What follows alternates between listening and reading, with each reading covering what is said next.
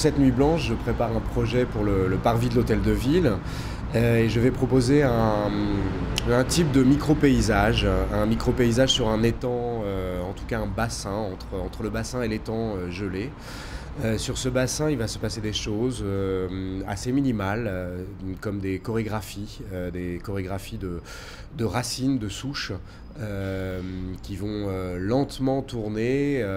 en se dégageant de l'emprise de la glace. Il y a un système de motorisation qui met un petit peu de technique et de temps à mettre au point, de manière à ce que les objets puissent tourner d'une manière lente et précise, quelque chose qui rappelle certaines danses ankylosées, quelque chose de doux comme un sommeil, le sommeil qui est le titre de la pièce.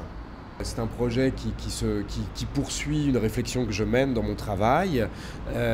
sur des endroits, des sortes de micro-paysages, de micro-territoires qui sont dans un équilibre de fragilité, en même temps de quelque chose qui pourrait être